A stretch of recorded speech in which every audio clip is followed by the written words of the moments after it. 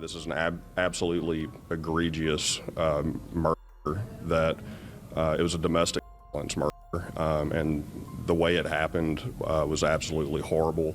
It was in front of a child. Amaya White was pregnant, and due to all of those circumstances, this is, we feel, one of the worst of the worst. White's father, Aubrey Frizen, says Smith grew obsessed with his daughter when she ended the relationship.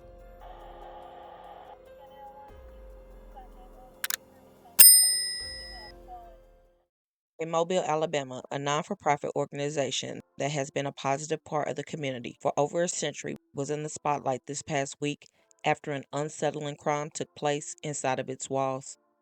Wilmer Hall is normally a safe haven for those in need of a helping hand, and their program has been serving the community since 1864. The charitable group serves children and young adults going through several programs that will provide tutoring, on-campus living, and other tools needed to succeed in life. Wilmer Hall currently has four main programs: transitional living, transitional family, on campus and after school educational programs, and their community based educational program. Their mission is to provide a safe home for children and young adults in need due to poverty, harm, neglect, and homelessness. Furthermore, the organization extends warm and nurturing care to every child and young adult in their care, ensuring they are surrounded by people who love and support them through some of the toughest times in their life. The main goal is to help young people succeed in four main areas: physical health, emotional stability, academic achievement, and spiritual maturity. For over 100 years, they have helped so many people, and in 2005, one of those people was a 19-year-old young mother who was also pregnant with her second child. Before coming to the program, life for Amaya White was not always easy, and she faced her fair share of challenges at a very young age. However, one person that was always there to back her up and support her through her life's toughest moments was her paternal aunt. Even though Amaya's aunt was not her parent, she shared a special bond with her first niece, who she often referred to as her twin. Amaya knew that she could talk to her aunt about anything, and when she was having challenges when she was in high school, she would do just that. When the fall of 2023 rolled around, it was an exciting time for Amaya. Now in her senior year of high school at Murphy's High, she was only months away from the finish line.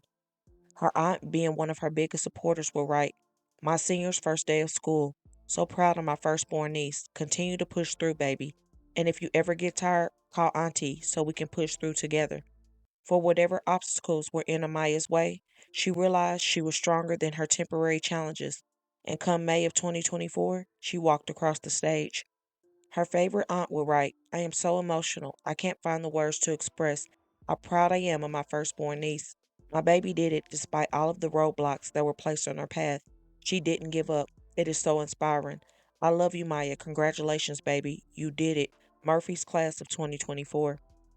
Amaya was looking forward to her future as a young adult, ready to figure out life, and in the process, she also became a first time mom just months after graduating high school. Things with her son's father, David, appeared to soon quickly sour, and by June of 2025, Amaya went to the court to petition for child support. At the same time, she decided to move on from her relationship after things had become too tumultuous, and that is when she would end up at Wilmore Hall. Being accepted into the program was definitely life changing for her for so many reasons. Not only was she getting away from her toxic ex, but she wanted to better herself, not only for her son, but for the second child she was pregnant with. Realizing that she was going to be a mother of two, she wanted to set a positive example and raise her kids in a healthy environment, and Wilmer Hall was the stepping stone she needed. For months after joining the organization, things appeared to be headed in the positive direction for the teen, and in September of 2025, David finally received his child support papers. Now, it was never made clear if David knew where his child's mother and his son were at, but what was clear was his disdain for having to pay up. While there at Wilmer, Amaya would officially celebrate not being a teen anymore after she turned 20 on October 17, 2025. Unbeknownst to her, this will be her last birthday celebration because within 5 days, her life was tragically taken when she came face to face with evil. It was just before midnight on Tuesday, October 21st, when 21-year-old David Smith, Amaya's baby daddy, broke into Wilmer Hall. Once inside, David located Amaya, and this is when the two became involved in an altercation. During the back and forth, David then pulled out a gun and shot his pregnant ex in front of their 10-month-old son, taking her life. David Terrell Smith was silent during his brief bond hearing in front of Mobile County Presiding Circuit Judge Wesley Pipes. Judge Pipes ordered him held without bond, as is customary in capital murder cases. The shooting happened Tuesday night at about 11:30 at Wilmer Hall, where Amaya White was living in a transitional housing program for young mothers and their children. Mobile police say Smith forced his way through a locked door and shot White while his 10-month-old son was watching.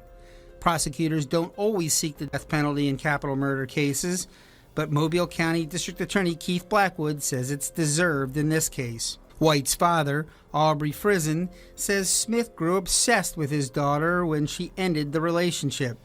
He says he's grateful for Smith's arrest, but anguished that their dispute escalated to such extreme violence. Gun violence, domestic violence, there's so many different forms of violence. It reached its peak now, man. I mean, it's time for a change. This hall has been a safe haven for so long in that community and helped so many people, and for something like this to take place is very heartbreaking. She was doing everything in her power to move on from a bad situation, and she was trying at a young age to do better and be better. She knew she was bringing new life into the world again and already had a 10-month-old son and was done with her child's father's mess. Amaya realized early on that the person she was with wasn't healthy and was making a change for the better for her and her kids. Despite that, that boy allegedly decided, if you're going to put me on child support and I can't have you, then I'm just going to take your life and the life of the baby you're carrying. This is just way too normalized in this day and time, and there have been way too many occasions that these boys and men are taking the lives of pregnant women, and it is so inhumane. Even though that young child will not remember at 10 months of age, he sadly has to be placed into state custody. But right now, in this moment, he still remembers his mother, and I'm sure his little heart is hurting, wondering where she's at. I just hope and pray that someone in her family who truly cared for her and truly cares for her son will be able to get him out of state's care. What David is accused of doing is a clear indication of the evil that's inside of him, and it is so sad that he took that path for his life, and it was definitely cowardly. One loved one of Amaya's would express her sorrow, saying, Lord, never in a million years I would have ever thought I'd wake up to the news about you leaving this world before your time. Although you were my niece and my twin, you were also my eldest baby. I love you, Amaya Kiana White, and TT will not stop until justice is served. Amaya was said to be so silly and goofy and loved to laugh. She loved her son with everything in her, and he was her reason to be the best version of herself.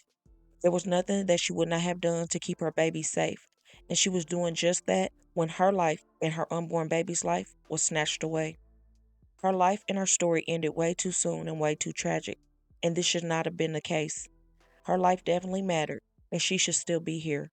Her unborn child's life mattered, and that baby should still be here too.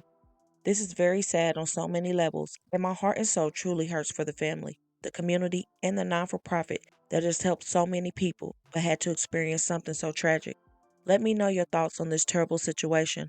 Also, don't forget to comment your prayers for this family in their difficult time and hit that like button and share to make your people aware. And as always, remember to stay woke. Things change quickly.